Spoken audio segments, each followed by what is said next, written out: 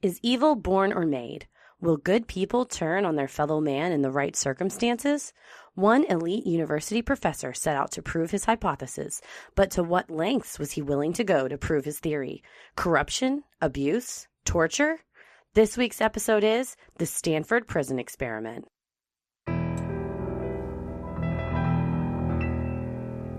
A bump in the night, your heart fills with dread.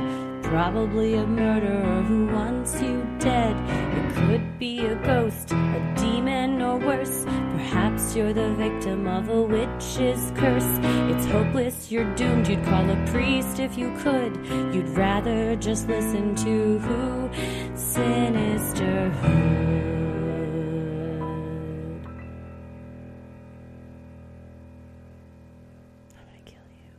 I have a question, Please. completely unrelated to anything we're discussing. That's my favorite kind of question. What is the timeline for when you stop turning on your Christmas lights? Oh, like outside? It's bad enough that you haven't removed them. On my way over here, there were still... several homes with full-on Christmas lights Christy, still going on. I live in a festive neighborhood. Please It wasn't don't judge your us. neighborhood. It wasn't your neighborhood. Well, Some of my people in my neighborhood have them too. I did see a friend from high school post on Instagram, and she was playing with her baby, and the tree was lit up behind her, and she said, playing with whatever the baby's name is. Yep, it's still Christmas at our house. And so, again, she hasn't taken down the Christmas tree and is still lighting it. You know what?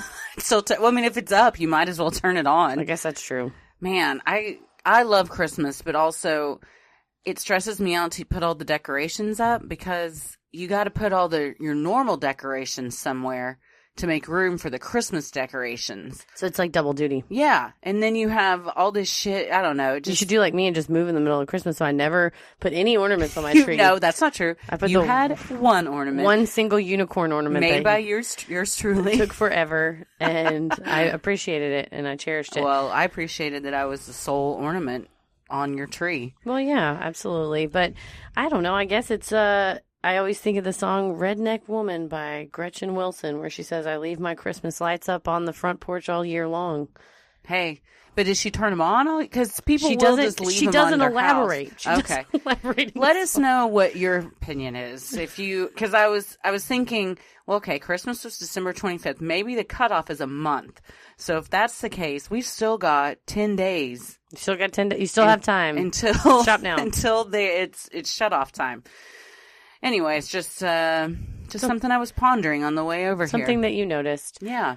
Well, something I noticed as I was doing research for this is maybe science is not for the stubborn. Science is not for the stubborn. Yes. There's a theory you have or a hypothesis you have, and then you go through some tests, and maybe it's right, maybe it's wrong. Who's to say? Oh, I don't know, the scientific results. And if it's not what you thought it was, cool, man, you just did science and learned. But if it doesn't come out how you wanted it to, maybe don't manipulate the study. Well, it's just like we talk about in any case that has evidence where you pick the perpetrator before you've examined the evidence, and then you cherry pick the evidence to shoehorn it. Yes, to make that perpetrator the more likely suspect, which isn't, again, morally right or scientifically right. That's what's been happening on Netflix's An Innocent Man. Shout out to... I've watched like 30 minutes of the first episode, well, but I'm into it. It's pretty rough. I was going to say, shout out to Wes Davis for telling me to watch it in the green room before the show I subbed in, and oh my goodness, I'm obsessed with it and cannot turn it off. As soon as you leave, I'm going to go turn it back on. Please. It's perfect laying up on the couch injured watching. Yeah, our sweet Heather got into a motorcycle accident. I had a little spill. I don't like to say I had a fell off or had an accident. I like to say I did a sweet power slide on my Harley, which sounds very intentional and very cool. And she cracked some ribs in her wrist in the process. But she is still a trooper, and she is still here tonight to record. Broken ribs or not, I will deliver this very huge trove of information we have on this kind of a weird thing that I think has been used to justify a lot of injustices. It's one of the most popular psychology experiments to date that's ever been done. Every psychology book. Did you learn about this in college? Mm-hmm. I did. I was a psychology major. That's what I'm saying, but it was in your book and y'all talked about it? Uh-huh. And Dr. Zimbardo, by some, is considered the most prolific psychologist of our time. Well, if you watch his TED Talk, you'll realize he's kind of a dipshit. He also breathes really heavily, and I'm sorry if he has some sort of medical condition. I don't mean to mock it. I mostly think he was just very excited. Yeah, he probably was. And we'll get to hear Heather's take on him in just a bit. The hours of Zimbardo audio I listened to perfect my impersonation. Well, I'm Christy. I'm Heather. And today we are discussing the Stanford prison experiment. So let's get into this. What was the Stanford prison experiment? In 1971, psychology professor Dr. Philip Zimbardo conducted a social psychology experiment designed to investigate the psychological effects of perceived power. I don't know how he had time to do an experiment when he was busy creating the Church of Satan. He looks exactly like Anton LaVey. If you haven't seen him, he's got a thin face and a dark goatee. He does, yeah. And cartoonishly large eyebrows. Yes, he looks like Anton LaVey. Is that Aladdin? He looks like Jafar. Yeah, he looks like Jafar and Aladdin. He kind of does. Well, it was designed to investigate the psychological effects of perceived power, specifically between prisoners and prison guards. Zimbardo designed the experiment to include disorientation, depersonalization, and de-individualization, and was quoted as saying, "We wanted to see what the psychological effects were of becoming a prisoner or a prison guard. To do this, we decided to set up a simulated prison and then carefully note the effects of this institution on the behavior of those within its walls." Interested college students answered a local newspaper ad, seeking volunteers for a study of the psychological effects of worker life that would last 2 weeks. That's a little misleading. Mm-hmm. False advertising. 70 applicants answered and were given diagnostic interviews and personality tests. Applicants with psychological problems, medical disabilities, or a history of crime or drug abuse were not considered. In the end, 24 applicants from the U.S. and Canada were selected. We wanted to get an average boy, just an average so boy. We got a Stanford-educated white male, the type that are really flooding our prison system. To be fair, they are the type that are inflicting violence on people in prisons, statistically speaking. Statistically, they are not the prisoners, though. Oh, that is accurate as well. We should have been a little more accurate in that data. Wider swath of the population. Mm-hmm. All of the participants were male, middle class, educated, and predominantly white. There was one Asian American, all the other were white dudes. He also discusses in the book the Lucifer effect, which is what I've learned. Spoiler alert. He did this whole thing because he has this theory that we'll get into, but he's packaged it now as what he calls the Lucifer effect, which Lucifer is the fallen angel that created hell. And he wants to shoehorn this theory into this so he can sell books, I think, ultimately, at the end of the day. However, this book I read, and it's what I'm learning is people who write books about themselves, John Ramsey, David Thibodeau from Waco, this guy, I just don't understand how their arms don't fall off from jerking themselves off because they're very biased. Also. I mean, it's not going to be an unbiased account of what happened. No, but it's helpful to compare the documented evidence that we've seen against what he claims happened.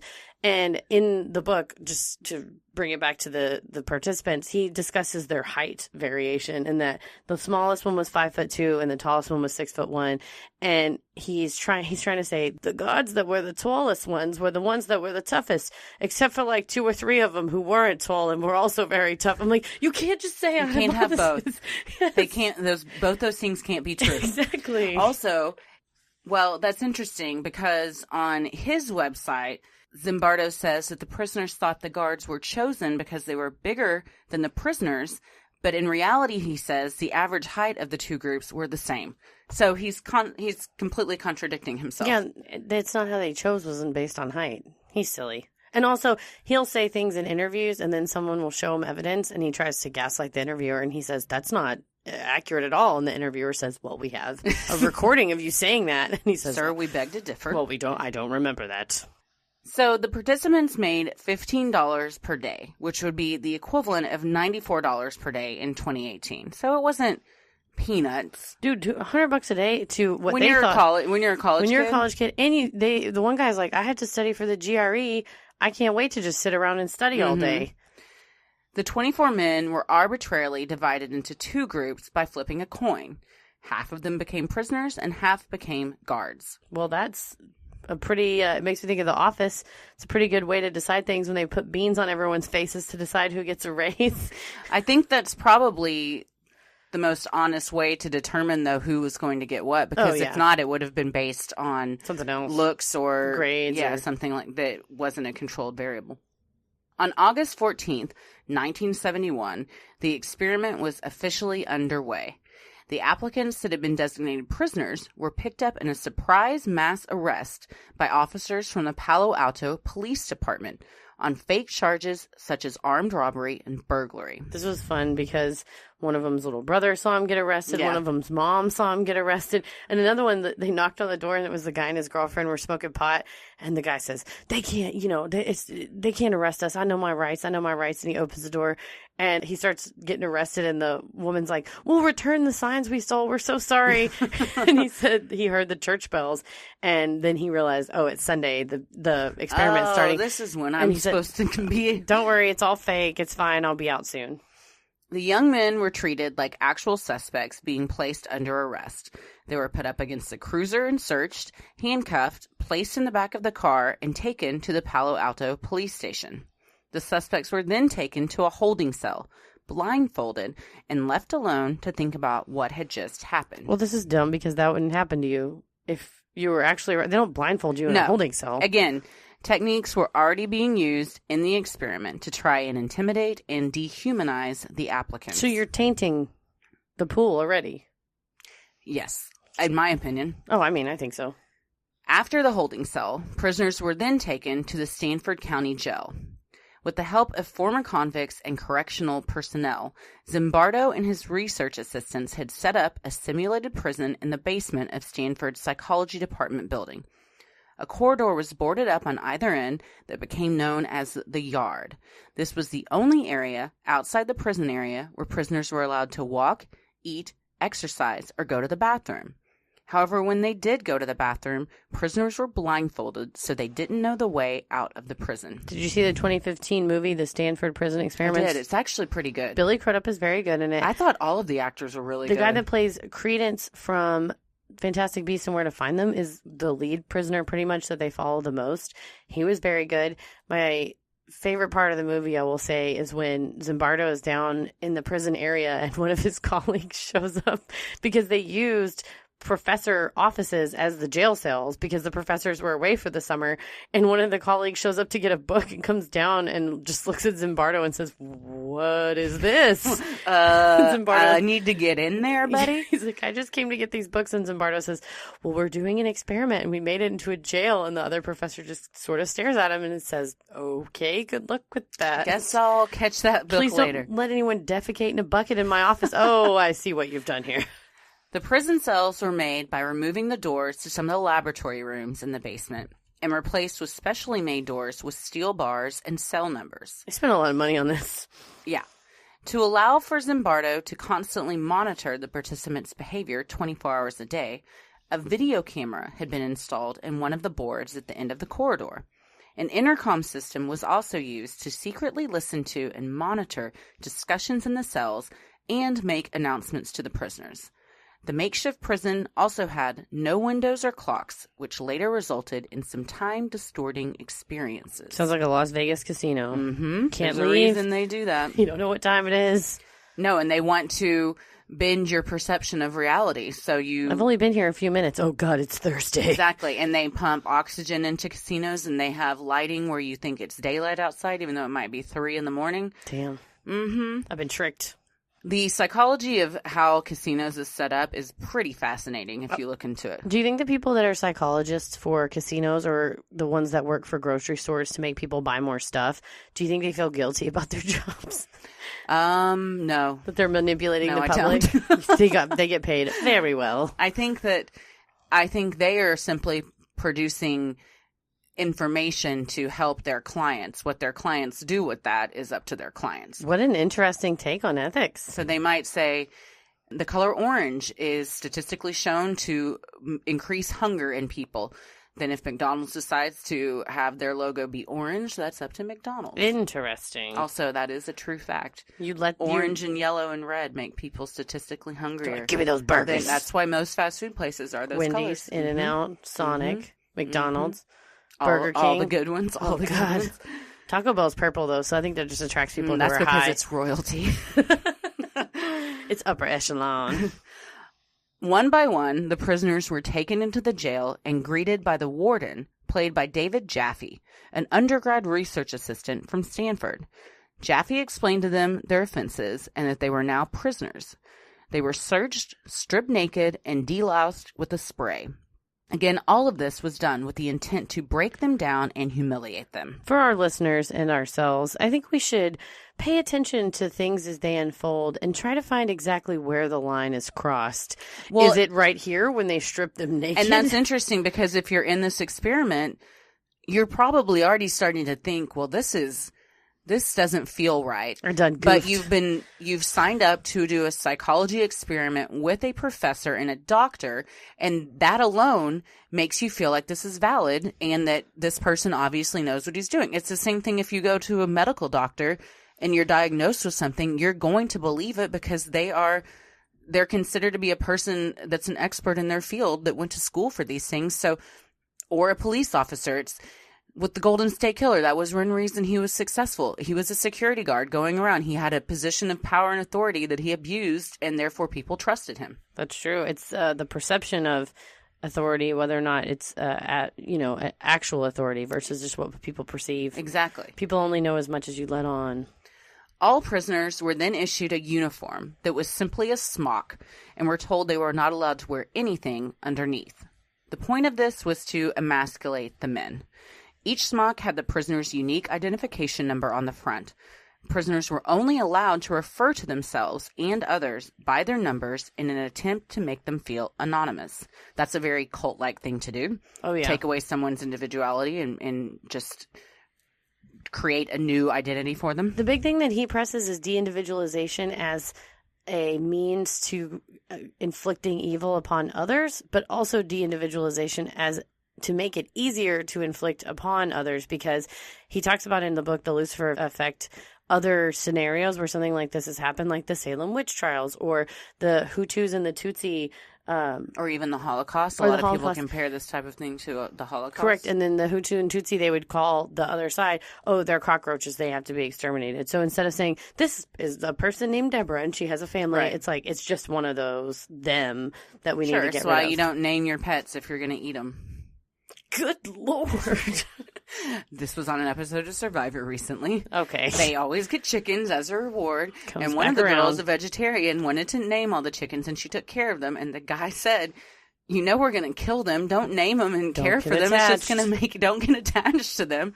On the other hand, it's the opposite effect. Like when a kid goes missing or even an adult goes missing, they will make sure that they show them as individuals and humans on newscasts and like, repeat their name over and over and their interest and how old they are. Rebecca loves ballet and her bicycle. To try to make them seem more human to their whoever. The murderer. Or the kidnapper. Exactly. The prisoners had to wear rubber sandals and a heavy chain around their right ankle that remained bolted at all times, even when they slept, to remind them of the oppressiveness of their environment. In lieu of having their head shaved, their hair had to be covered with a stocking cap made from pantyhose. Yeah, so at least they didn't shave their head. Yeah, I was going to say, when I first watched the movie, I was paying attention, but still I looked and I thought, why the hell are they putting the pantyhose on that guy's head? But it's to remove the hair, which is a symbol of individuality. I'm kind of surprised they didn't shave their head. This dude was extreme. With all of this other stuff that we'll find out goes on. The shit gets worse. That would have been the least. Like one of the... I mean, it does take maybe a while to grow back, but also dudes don't care as much usually if their heads are shaved. In the 70s, man. They wanted to be freaking... Oh, that's true. Everybody looked like porn stars. Long-haired hippies. They were. In total, there were 9 prisoners and 3 substitute prisoners. There were 3 cells and 3 prisoners to each cell. All of the prisoners signed a consent agreement and knew there would be some harassment, violation of privacy and their civil rights, and minimal food. Can I just briefly say... the consent. So this is a whole question because later on, some of the participants said they wanted to sue for false imprisonment. The actual consent form just says, the nature of the research project has been fully explained to me, including, without limitation, the fact that paid volunteers will be assigned either prisoners or guards for the duration. I understand this will involve a loss of privacy, that I will be expected to participate the full duration, that will only be released for reasons of health, yada, yada. None of this at all says I may be subjected to torture. Well, in the very first sentence, the nature of this research project has been fully explained to me. We don't know what was explained to them. That's so that true. right there is totally up in the air. And they could have said a lot to them. They could have said nothing to them, but they're signing off saying that, yeah, it was explained to me. Yeah, don't So sign then a thing. Zimbardo can come back and say, no, I told them very specifically what was going to happen. Well, maybe he did, maybe he didn't. He probably didn't. It's probably recorded. He's a big fan of This just is- saying the way things were and then read what you sign. always And don't don't sign sign things if you don't feel comfortable with what you're signing. and don't sign a thing that says we had a verbal agreement. The details that we worked out verbally, it's not written down. No, write it down. Right? That's the whole point of it. In detail. Have a paper trail. So let's get into the guards. Wait. Question. When they first interviewed people, they asked them if they wanted to be prisoners or guards, and every one of them said they wanted to be prisoners. None of them said they wanted to be guards. Would you want to be a prisoner or a guard? You know, I was actually thinking about this, and I think I would probably want to be a prisoner so I wasn't put in the position where I had to be a dick to somebody. I mean, I guess we'll see. The prisoners were also dicks, but it was in a form of Like rebellion. rebellion against what was happening to them. I don't know. I do like being in control, though, so it's a toss-up. I think, though, if I was a guard, I would be the guard that was trying to convince everyone, hey, stop abuse. This is a stupid experiment. We all Why need are we to getting pump so the into it? brakes and chill out, because these are actually pretty cool people that we're going to go have a beer with after this, and let's not completely break them down. Yeah, they're human beings. At least I'd like to think I would be that person. That's why. Notice there's none of these. There's no women in this because No. we all would have just revolted against Zimbardo. Exactly.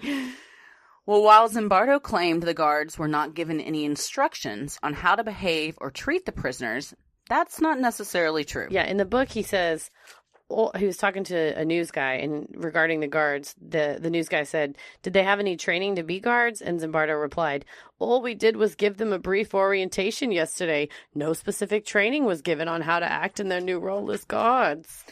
Well, the day before the experiment began, yes, the researchers held an orientation session for applicants that had been selected to play guards.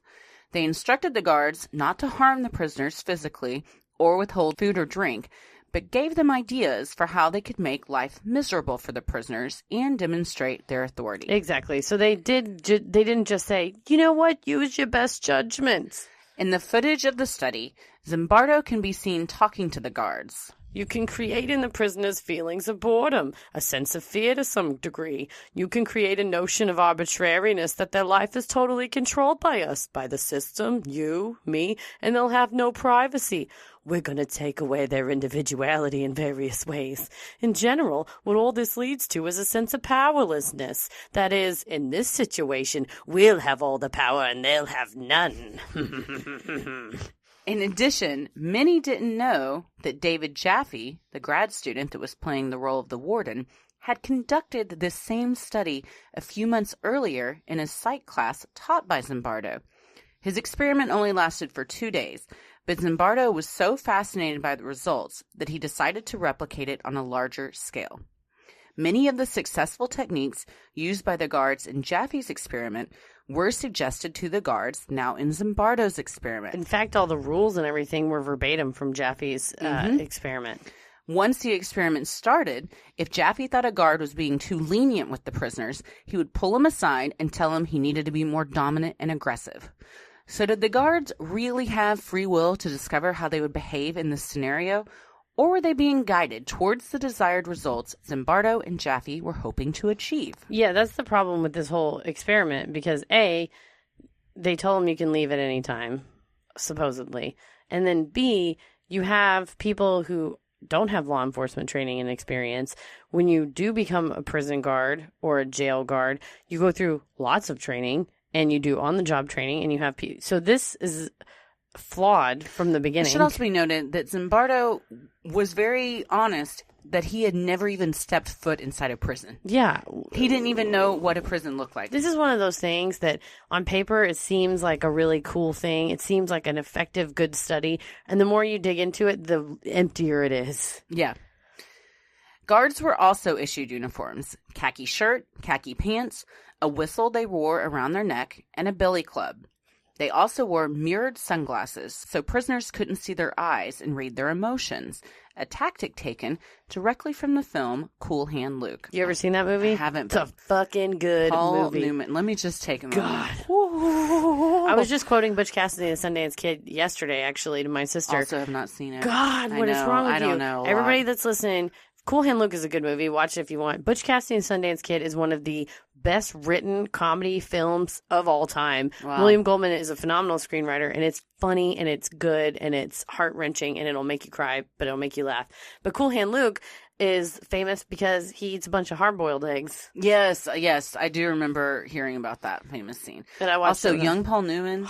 Lordy. Also, young Paul Newman is in Butch Cassidy and Sundance Kid, and young Robert Redford is in that. So hot. They are fine. They were I would say Ben Affleck and Matt Damon, but they're not as hot as they used to be. Redford and Newman were way hotter than Damon and Affleck, too. Yeah, and Damon and Affleck have not aged well. I know, it's such a shame. It really is. 1997, Matt Damon was like... peak hotness. So hot. Good Will Hunting. Yes. Oh, my God. Oh, yes. Also a very good movie. In total, there were 9 guards and 3 substitutes that were on call 24/7.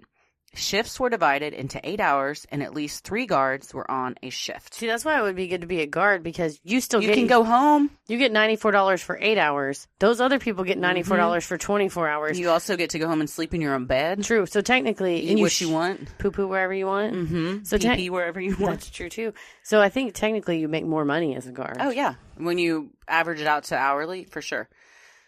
At first, neither the prisoners nor the guards were sure how to behave and didn't have an issue with each other. However, once the practice of counts was introduced, things began to shift. Counts were conducted at 2:30 a.m. on day 1. Prisoners were rudely awoken by the guards, forced to line up in the hall, and recite their prisoner number over and over. This was kind of disturbing to watch. Mm-hmm. Zimbardo said the purpose was to familiarize them with their numbers, but also to allow for the guards to exert authority. So it's a total power play. They wake these guys up at 2:30, get out in the hall, line up. All you can do is, I'm going to point at you, and you recite your number back to me as fast as you can. If you mess up, we're all starting over, and this would go on for hours. And they would make them say it. Well, you wouldn't say it fast enough. Okay, say it faster. Okay, now sing it. Okay, well, you didn't sing it high enough. Sing it higher. Okay, we'll start lower and then go higher. If one person messes up, we're all doing this for another hour. So then they all turn on the prisoner, and it creates dissension amongst them. True. And it's just, to me, as a guard, again, like you said, if we were the guard, I would just say, we're supposed to make you say your numbers. I don't care. One of the guards said, it was probably the one that was smoking weed when they showed up, said he smoked weed all the time, and he had taken a bunch of joints with him, and he would just want to sneak joints to the prisoners because he could just see how miserable they were. Oh, I'm sure. That would have been me. I would have been trying to sneak them. You're like, hey, let's go on a bathroom break to the roof to smoke weed. Yeah. Also, that's where I go to the bathroom. The first day passed without much incident as everyone was settling into their new role. However, less than 24 hours later, all hell started to break loose. Yeah, this shit kind of goes down. So fast, too. Pretty quickly. On the morning of the second day, the prisoners ripped off their stocking caps and numbers, pushed their beds against their cell door, and barricaded themselves inside. They then began to taunt and curse at the guards. And this was all because they'd been up all fucking night doing these counts because the guards were just being assholes. One of the particular prisoners, and it's the one that they have as the lead kind of prisoner in the movie, they talk about in the Lucifer Effect that he was the instigator and the rebellious one, and he's the one that sort of looks at all of the other guys and says, they can't do anything to us. They can't beat us. They're going to have to let us out. It's just an experiment. Let's revolt. Let's start a revolution. Fuck around with them. And it's kind of funny, and they're kind of laughing and giggling, and then When the guards working the morning shift arrived, they were quick to blame the night shift for the chaos, accusing them of being too lenient with the prisoners. The night shift agreed to stay on and help the morning shift regain control of the situation, and to increase their chances for success, they even called in all 3 substitute guards. Using a fire extinguisher, the guard shot freezing cold carbon dioxide at the cell, forcing the prisoners away from the door. The guards then broke into the cells, stripped the prisoners naked, removed their beds, and put the ringleaders of the rebellion in the hole. Well, it was funny because there is a university committee on human subjects that had certain requirements for scientific and psychological experiments at the school using human subjects, and they mandated that there be enough fire extinguishers around. Oh, well, they came in handy for this. It was those very fire extinguishers that were blasted in their faces. The hole was a small closet across from the cells that the guards used for solitary confinement.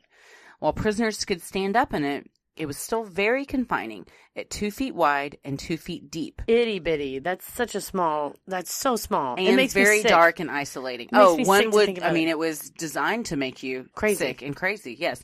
Also, it should be mentioned, well, who's to say if Zimbardo and them told them, hey, and you should create a solitary confinement thing for these guys to go into. But they also could have just seen this closet and said, you know what? Put them in the closet. This is a good form of punishment. Let's just throw them in here. The prisoners that weren't in the hole were harassed and intimidated by the guards and forced to do countless push-ups, often with the weight of a guard's boot or a fellow prisoner that had been forced to sit on them on their back. You'd have to beat me with a billy club. I can't do one push-up, much less now. Push-ups are real hard for me. My body has been smashed by a motorcycle, but even before that, you can't do one push-up. Was not in top shape. The guards quickly realized that it wasn't feasible for all 9 of them to remain on duty at all times, so it was decided they would start using psychological tactics to maintain authority and control. Thus, the idea of the privilege cell was born in order to break up the solidarity among the prisoners. Well, I mean, you gotta do positive reinforcement as well as negative reinforcement. What is it? The compliment sandwich? That's right. Where you say a compliment about someone, something they can work on, followed by another compliment about them. So you just kind of squeeze in that thing that you're really trying to get them to change. Yes.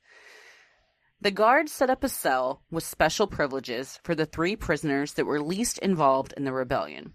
They were allowed to have their uniforms and beds back, wash up and brush their teeth, and they were also given special food that the guards forced them to eat in front of the other prisoners who had now lost the privilege to eat. That's pretty big to take away somebody's right to eat food. Well, and also they said that they had there was one prisoner who was sort of obedient, and the other prisoners kind of turned on him and started calling him Sarge because he basically would just sort of follow along. But it's interesting how, again, on either side, if you're not conforming with the group, you are considered an outsider. Yep. A la Survivor, you're going to be voted off. I'm telling you right now, Survivor is the greatest social experiment the world has ever seen. Zimbardo should be studying Survivor instead. I mean, for real, it's all it is psychology. After a day and a half, the guards decided to try and create animosity and confusion among prisoners by putting some of the good prisoners in the bad cell and some of the bad prisoners in the privileged cell. Well, okay, that's mass chaos. Paranoia set in, and the prisoners believed there were informants among them, and that the guards were rewarding them for ratting the other ones out. The prisoners became distrustful of each other, which took the heat off the guards, giving the guards exactly what they wanted. There you go. Creating dissent among the ranks. Yep. The prisoners' rebellion caused the guards to become more solidified, and they increased their control, surveillance, and aggression. Let's just rewind. When we're saying prisoners and guards, these are college kids. Yes, these are not real prisoners and guards. These are 20 to 24-year-old just males, very well-educated males that have signed up to make $15 a day in a psychology experiment. Yes. But their perception of reality has become so blurred at this point that they fully believe that they are prisoners and guards in this scenario. They fully adapted. Yes. They began to control everything the prisoners did, and everything became a privilege, even going to the bathroom.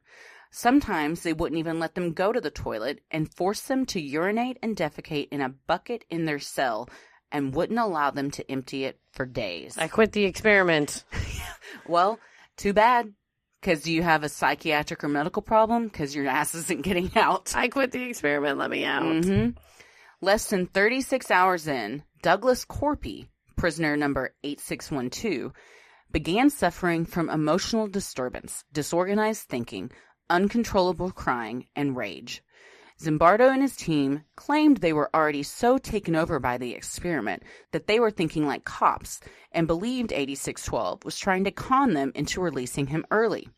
It wasn't until he began to scream, curse, and rage out of control that they finally believed him and let him go home. This is a good move. This is the move I would make. Yeah, 100%.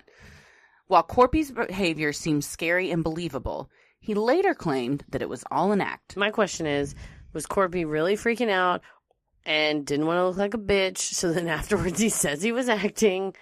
Or did he outsmart them and really was acting, and he pulled the wool over what Dr. Zimbardo frequently refers to as the most elite psychological program in the United States at Stanford University, and he tricked all those dummies into letting him out? I think it was probably a little bit of both. He was probably freaking out and thought the only way I'm going to get out is if I got to sell this. But haven't you ever been in a situation where maybe you start to tell a little lie, but then the more passionate and heated you get about it, you kind of forget that you're making something up. And you're just like, I'm selling this. That's true.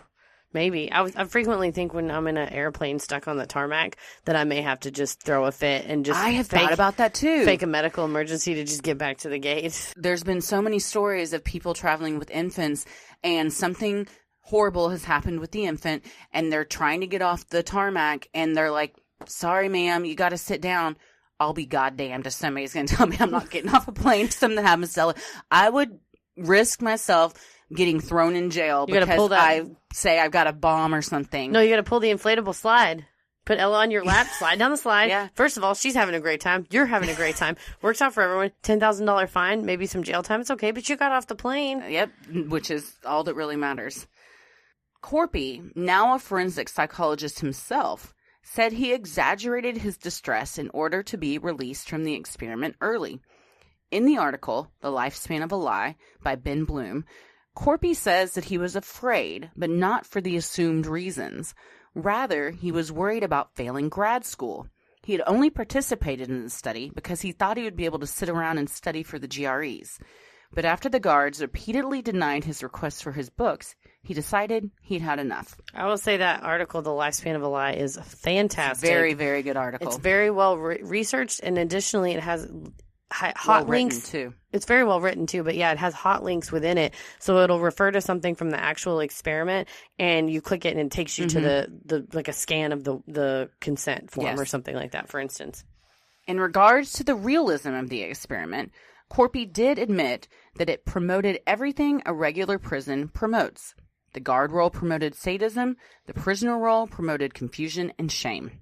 He also said the most frightening part was being told that he did not have the power to leave. Other prisoners claimed they were told this as well. Zimbardo denied this, but newly released documents of a taped conversation between him and his staff say otherwise. Zimbardo can be heard saying, "There are only two conditions under which you can leave: medical help or psychiatric." Zimbardo has also claimed that in the release form the prisoners signed, there was a specific clause that said if they wanted to be released early, they had to say the exact phrase, "I quit the experiment."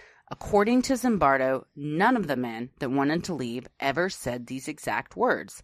Interestingly, that phrase is nowhere to be found in the form the prisoners signed. Yeah, the form says you can leave for medical or psychiatric reasons or for any other reason deemed appropriate by Dr. Zimbardo. Does not say, but you have a safe phrase There's that a you have magic to utter. word. There's a magic word.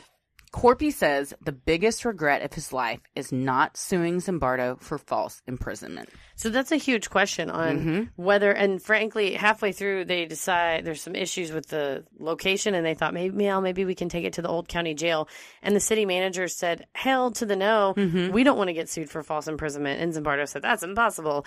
Lawyers weigh in on both sides, and this was in California. So in order to criminally falsely imprison someone, the prosecution has to prove beyond a reasonable doubt that you intentionally and unlawfully restrained, detained, or confined a person. Check. And your act made the person stay or go somewhere against his will. Check. So the question was, is consent a defense to false imprisonment? And normally it is if it's informed consent. But I would argue here that this is not informed consent. And again, because of the vagueness of the wording on the consent form, it's kind of hard. Like, would that stand up in a court of law?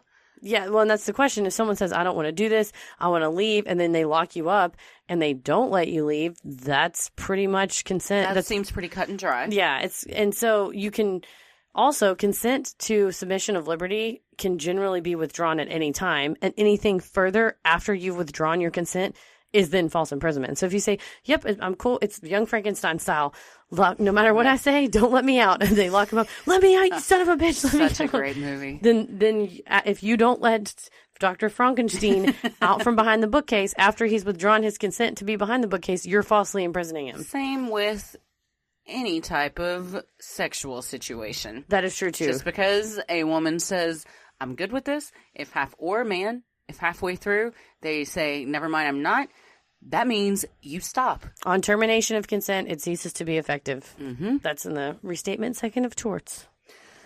Well, on day 3, a mock visitation was scheduled for family and friends. Concerned that parents would demand their sons be removed from the experiment if they saw... Like a reasonable parent. If they saw the condition of the prison, Zimbardo and his team made it look much nicer than the daily life of the prison really was. Prisoners were ordered to clean and polish their cells. Music was played over the intercom, and an attractive Stanford cheerleader was set up to greet the visitors. This is a trap. Even this part of the experiment was being manipulated and controlled, and the families became subjects in the study. And there's more ethical questions of these families didn't agree to be subjects. They didn't agree to be a part of this, you know. Exactly. And now you're basically filming them and writing down their actions and behavior against their will. Their honest reaction and feelings toward it have been tainted because they're not seeing what's actually happening. The truth, yeah. Yeah. Some parents were concerned about their son's appearance and brought this up to Zimbardo. Zimbardo responded by challenging them and placing the blame on them so they would feel responsible. When one father aired his concerns, Zimbardo asked him, "Don't you think your boy can handle this? Is he a huge pussy or what?" That last part I'm sorry. might not have been what he said. Maybe. I mean, it seems like something he would say. He was pretty manipulative. Defensive, the father replied, "Of course he can. He's a real tough kid. A leader." And he told his wife they had wasted enough of the doctor's time and left. "We're leaving, Sheila. Don't make this man. Look at him. He invented the Church of Satan. Look at his beard. He knows what he's doing." He was on that wonderful animated Disney movie, Aladdin. He's the freaking, what is Jafar, the consultant to the king? Oh, man. Yeah, I think that's what his role like a was. grand vizier or something. Yes, that's what it was. He's the consultant to the freaking sultan. We got to get out of here. Let him do his experiment. Even the parents' reality had been affected, and they somehow felt the need to prove that their sons were good prisoners, and if they weren't, it reflected poorly on them. Okay, that's some intense parenting. Mm-hmm. You have to be good at everything, Johnny, even being a prisoner. If they ask you to defecate in a bucket, you defecate in that bucket. Straight into it. Well, Zimbardo made them feel that they had failed as parents because their sons were failing at being tough enough to withstand this circumstances. You've raised a bunch of weak boys. He was gaslighting them. He was. On the 4th day, some of the guards stated they heard a rumor that Douglas Corpy, the prisoner that had been released previously, was going to come back with his friends and free the remaining inmates. I kind of dig that Corpy guy.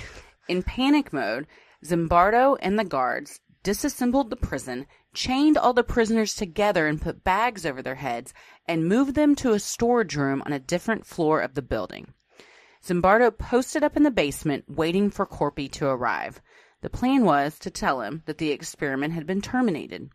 Hours went by, and no one came to bust out the remaining prisoners. The thing is Dr. Zimbardo is a doctor at Stanford. He's 38. He's an adult. He's acting like a fucking nut. He's so ingrained in this experiment, Heather, that he's lost all sense of himself. Is that what it is? Or is it a man so stubborn not to be proven wrong that he's willing to go to whatever lengths to prove himself right?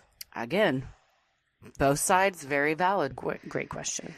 The guards became even angrier over the inconvenience they had been caused and escalated their level of harassment, forcing the prisoners to clean out the toilets with their bare hands. I want out of the experiment. Do countless push-ups and jumping jacks. Definitely out of the experiment. And would have the counts last for hours at a time. I feel like you would really start to lose it. Yeah, I think that's what they were hoping for. Some prisoners were forced to be naked as a method of degradation.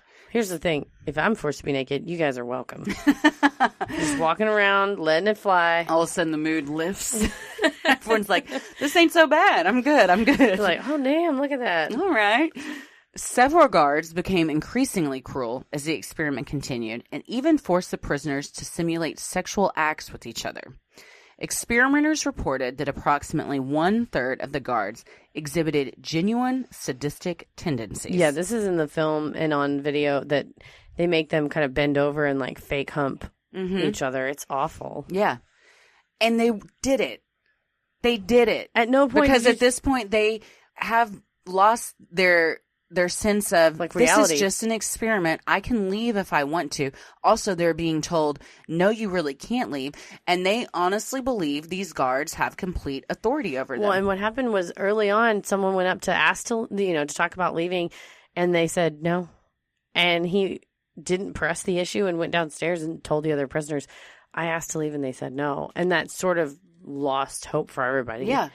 But again, it's just that perception. And this is something that I think about a lot and that is very prevalent in this experiment. But our perception is our reality. It doesn't matter if you feel offended by somebody. It doesn't matter if that person intentionally tried to offend you or if they even really did offend you. If your perception is they offended you, that is your reality. Yes. So I mean, that's it. It goes for both the guards and the prisoners that their perception of the situation has become their reality. Absolutely. One of the guards, Dave Escalation, nicknamed John Wayne by his fellow guards for his southern accent and inventive cruelty, was by far the meanest of the guards and naturally took on the leadership role. He's the one that's in the movie that walks around with the southern accent. He is a fantastic actor, also looks exactly like my friend Tim Yeager, and it was very hard for me to watch this without just thinking. In fact, I even IMDb'd it because Tim is an actor, and I was convinced that maybe it was Tim. It is not, but he's a very good actor. Oh yeah, he's great, and the whole character, you kind of like him because he's charming, and then he's just sadistic. Oh yes. He later admitted that he was also just putting on a show to earn his daily wage and give the guards what they wanted. He claimed that even his accent was fake, and his entire character was based on the prison guard in Cool Hand Luke. Which he does a pretty good impersonation of, if you watch it. I'll have to see this movie now, definitely. You do. Compare him. He also admitted that he felt guilty about the way he treated the prisoners, and that he drew heavily on his own experiment from being hazed in his fraternity. Oh, good. I'm glad you're encouraging and passing on the horrible treatment you received. Also, fraternity hazing... Come on now. I mean, this was in the 70s, so of course. It's probably pretty intense. Yeah. If Animal House is accurate at all. Which I'm pretty sure was just a documentary. According to Escalation, Zimbardo loved his commitment to the role and even singled him out after the experiment ended to thank him, which made him feel like he had actually accomplished something by helping in the understanding of human nature. He also said he was the lead in his school play, so he thought he was quite a good actor. Now he's a mortgage broker. Well, there you go. He's come full circle. Yeah. In 2001, psychologists Alec Haslam and Stephen Riker attempted a replication of the Stanford prison experiment in Great Britain. Their research found that in order for people to feel comfortable committing heinous acts, they must have a leader assuring them that they are acting in the service of, quote, a higher moral cause with which they identify. In this case, prison reform. Zimbardo would have you believe that the abuse the guards inflicted upon the prisoners arose organically due to the power associated with their roles. However, Haslam and Riker argue that the guards' aggressive abusive behavior came about from Jaffe and Zimbardo suggesting and encouraging it both before and during the experiment. Yeah, they would tell the guards, you're doing a great job, keep it up. I mean, it wasn't... And even suggest, well, you could probably do a little bit more to get control back of those guys. Why don't you go see... Get back in there and try again. So you feel like your boss is telling you you're not doing a good job. And that Eshelman dude was doing a good job and going overboard, arguably. He was the one, at least in the movie. Very overboard. Most people have said that the movie is just accurate based on the... It's a very good movie, and if you watch the film, and it's called The Stanford Prison Experiments, I believe it's still on Netflix. Yeah. But it looks exactly like the prison that was simulated, too. And they completely replicated it, and there's some parts that are verbatim from listening to the Lucifer Effect and how it happened, and then also reading transcripts that are on the website that are available on the Prison Experiment website. I think it's prisonexp.org, but we'll put it in the show notes. And the movie is very accurate. They changed the names, obviously, so they wouldn't get sued. Over the next 2 days, a priest was brought in to evaluate how realistic the prison was. The priest interviewed the prisoners individually, and it was noted that half of them introduced themselves by their numbers. One of them also signed a letter to his girlfriend just with his number. Yeah, they've lost all sense of self at this point. He also told them that the only way to get out of the prison was with the help of a lawyer, and offered to call one for them. Most of the prisoners accepted. Prisoner 819 was the only one that refused to speak to the priest, instead saying that he was sick and wanted to speak with a doctor. Zimbardo spoke with the prisoner, who began to break down and sob uncontrollably. It was clear the toll prison life had taken on him, and Zimbardo told him that he was released from the experiment. While Zimbardo was speaking to him, one of the guards lined up the other prisoners outside of the room and had them chant, "Prisoner 819 is a bad prisoner. Because of what prisoner 819 did, my cell is a mess, Mr. Correctional Officer." 819 broke down even further and through tears told Zimbardo that he wanted to go back and prove to them that he wasn't a bad prisoner. This is really sad in the movie because he's in the room with them and he can hear them and he's just saying, I'm not, no, I'm not a bad guy, I'm not a bad prisoner. And they are all in unison chanting exactly that, just over and over and over. And we didn't mention that as part of the rules. They had to end each sentence with Mr. Correctional Officer, or regarding the warden, Mr. Chief Correctional Officer, or they would get yelled at and have to do stuff over again.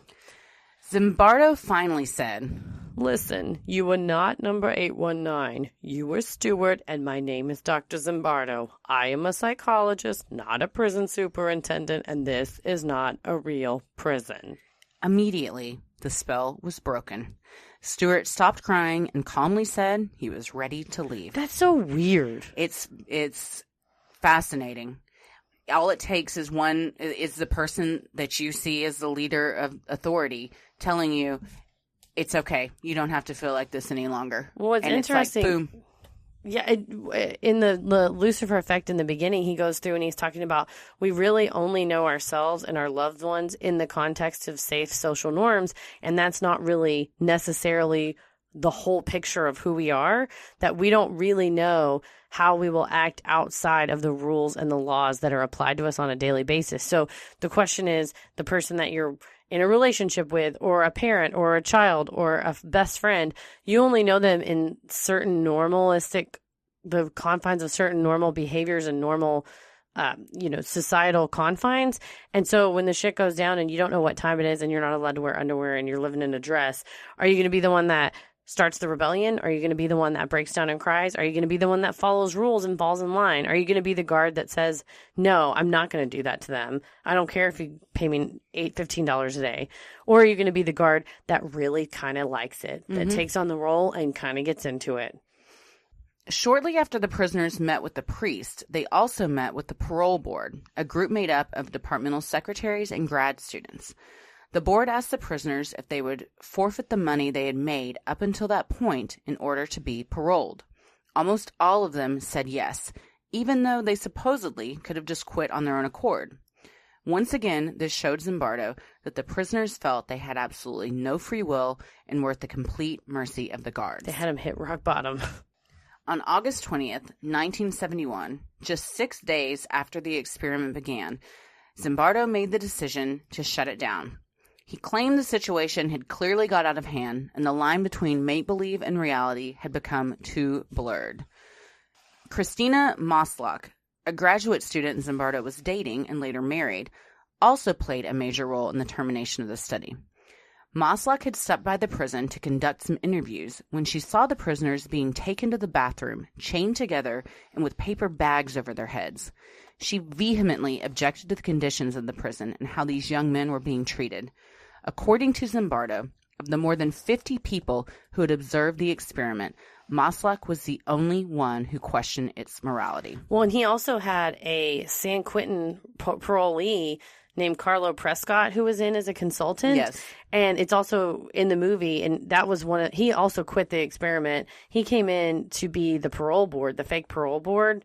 He also helped give them ideas of, this is what happened to me when I was serving 17 years. This is what the guards did to me. To and they demoralize. used those ideas. Yeah. And he helped them set up the look of the prison too. Absolutely. And he said we wanted to figure out a way to make the guards behave most like the guards. But he said that eventually he was sitting in front of the parole, quote unquote, parole board, acting as one of the parole officers, and was grilling these students and making them cry and breaking them down.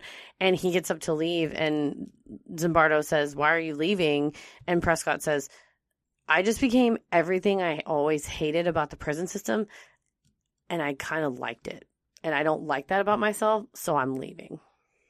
While the morality and validity of the Stanford prison experiment has been called into question by many, it continues to be taught in college psych classes around the globe and is one of the most groundbreaking studies to date. For many, one of the major appeals of the experiment is that it says we cannot always be held accountable for the terrible things we do. It tells us that our actions are determined by circumstance, which makes us feel liberated and absolves us from our sins. This can also be a very dangerous way to believe. In The Lucifer Effect, Zimbardo says that while most people are good most of the time, they can be seduced into participating in ego-alien deeds, and that situations influence how behavior can be dramatically modified. So what are ego-alien deeds? So he's saying that it would be thoughts and behaviors and compulsions that are in conflict with your ideal self. So if you say, I'm a good person, I'm a moral and upstanding person, he's saying that in the right situation, you can then turn into John Wayne, the guard, that's actually making the prisoners simulate sex acts on each other.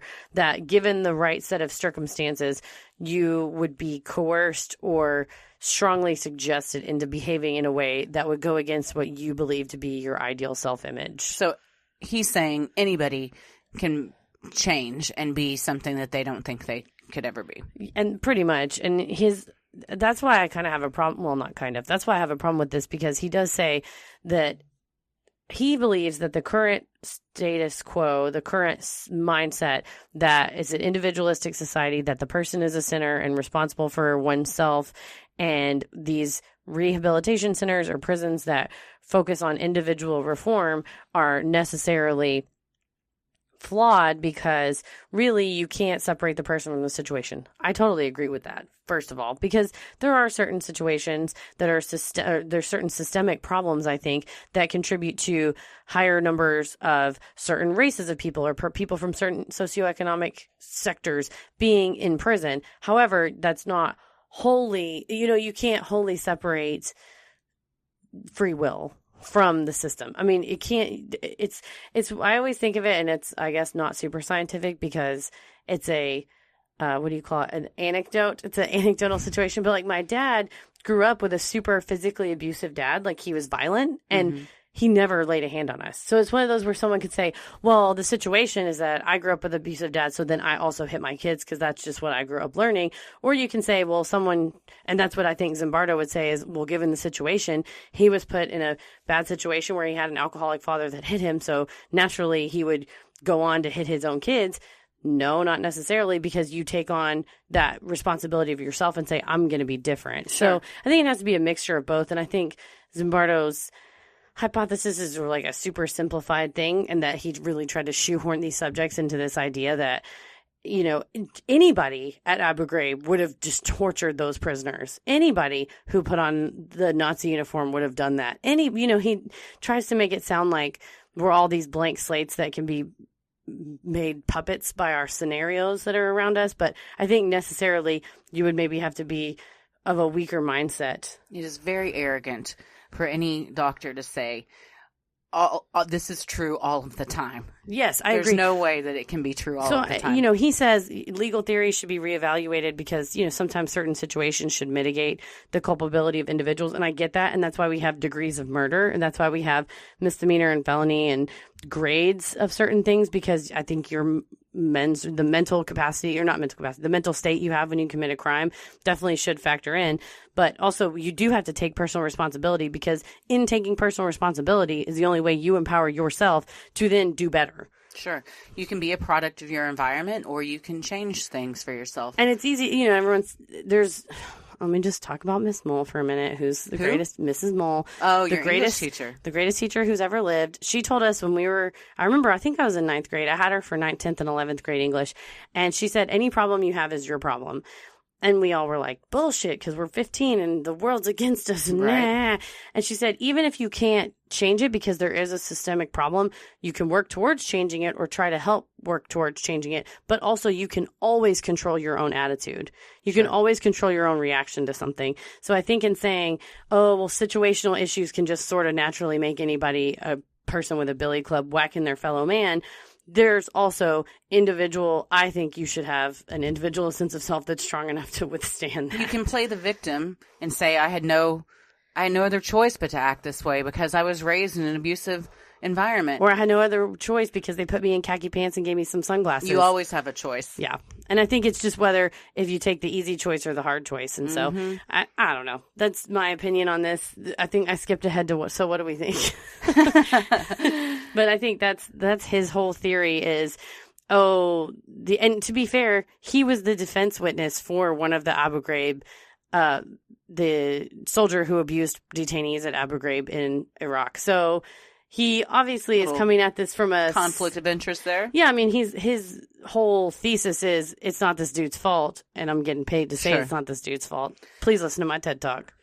In a 2017 survey conducted by Francis Cullen, a preeminent criminologist of the last half-century, 95% of the criminology papers that have cited the Stanford prison experiment over the years have accepted its basic message that prisons are inherently inhumane. While this is certainly true of some prisons, it isn't true of all. Cullen argues that researching what makes some forms of prison management more successful than others is key in determining how to reform both the prisons and prisoners. The biggest moral question this study raises is if given a position of power and the permission to use it against others, would you? Would you succumb to peer pressure and go against your personal ethics to remain part of the group? Would you embrace the role with fervor and do things you didn't think you were capable of doing? Or would you go against the pack, stay true to yourself, and choose what is arguably the moral path? Regardless of what you may think, the reality is, until put in that position, none of us can really know for sure. Well, and he does say in his TED Talk, Dr. Zimbardo does say in his TED Talk that to be the hero, quote unquote, actually does require deviation from the group. And he cites the subway hero in New York, the man that jumped on the subway platform when a guy fell on the subway tracks. He jumped off the platform, left his kids with somebody else, and laid on top of him and let the subway go over him. He talks about that guy said, well, I just did what anybody else would do, and that's not necessarily true because there were 80 other people. Yeah, there's 80 or 200 people. Yeah, there's a bunch of people standing around that just stood there and was like, well, we're about to see somebody get hit by a subway today. Nobody jumped on there. So it does. I think people say that because they're embarrassed and don't want to be seen as a hero role and spotlighted because they're shy and just want to act humble. Well, and trying to be humble. I mean, Frances Cullen is not wrong, though. I mean, she says that not all prisons are inhumane. Usually the ones that are state-run are more humane because there is more oversight. However, private-run prisons are horror movies. They're terrible. The conditions are bad. Sure. There's hugely systemic problems, including the profiteering on having them in the commissary, profiteering on letting them call their families, the exorbitant costs it costs to call out of the prison. And the question is, should they be profit? No, they should probably be state-run. Do we have the resources? I don't know. That's a question. It gets into a whole political issue. You should definitely watch the documentary 13th if you haven't. To mention it. That is...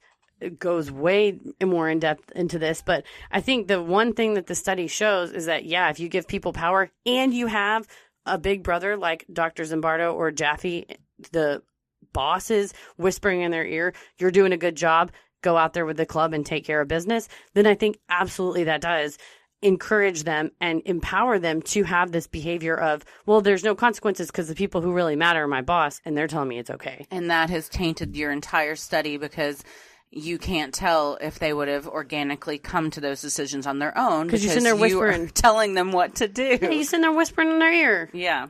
Well, I think we've covered what we think several times throughout this. Several times over. So that's the Stanford prison experiment. We'd love to know what you think about it. Yeah, and it's one of those when you first suggested, I thought it's not really like a crime or paranormal, but I think it dovetails nicely into our question always of, can someone be reformed? Is Ted Kennedy like a nightmare bad man? What about all these serial killers we see, or, the Golden State Killer or things like that of, was someone made? Were they created? Is it inherent? And I think it all sort of dovetails nicely into what we cover. Definitely. Well, we got some shout outs. I'm going to shout out. Her name is Savannah.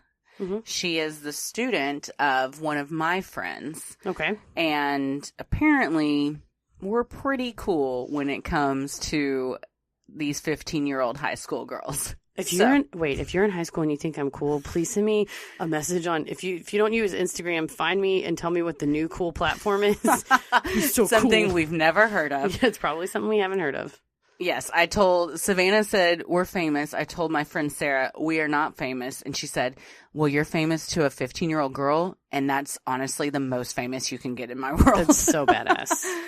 Also want to shout out Enoch. He works with my husband and is a big listener. What's up, Enoch? And Jade Smith, the lovely Jade Smith. So talented. She had a lovely conversation with us recently and gave us a lot of ideas to think about. She's also just a very funny, lovely person. And she's an incredibly talented, not only improv comedian, but also sketch writing and performing comedian. She is brilliant. And you can catch her Friday, January 18th at 10:30 p.m. in The Cult, along with me and Christy at Dallas Comedy House. And Saturday, February 2nd at 9 p.m. That is correct. Both shows at Dallas Comedy House. And we'll post them on our website. Tickets are cheaper in advance, so you can purchase them at dallascomedyhouse.com to save a little money versus at the door. And say what's up to us in the bar. We'll high-five you and give you a sticker. Mm-hmm. Also, at Sally K. Cooper on Instagram, she sent us some very interesting Branch Davidian pics. I would say they're not of the actual Branch Davidian complex, but some Branch Davidian related pics, which were very interesting. And Sally, good luck studying for the bar exam. You got this, girl. We got your back. Also, huge shout out to everyone that has submitted us to the BuzzFeed list. If you haven't yet, we would love for you to do so. The link is in our bio on Instagram. You can also email Scott, who is conducting the submissions, at scott.bryan, B-R-Y-A-N, at buzzfeed.com. Just make sure that in the subject line you include the word podcast, because he gets so many, he said, otherwise it might just fly right by him. Submissions to that close January 18th, and we would love if we were on that list this year. So the best thing you can do to help us grow is like, review, and subscribe on iTunes or wherever you listen to your podcasts. And tell a friend who you think would like us to check us out. It means so much to us and really helps small podcasts like us get more exposure. You can follow us on Twitter and Instagram at Sinisterhood Pod. I tweeted a hot meme today. You should go check it out. And you can like us on Facebook at Sinisterhood. You can find me on Instagram at Heather vs. The World and on Twitter at MCK versus the World. I'm on Twitter at Christy or GTFO and on Instagram at Christy M. Wallace. As always, the devil rules the airwaves. Keep it creepy. Sinisterhood.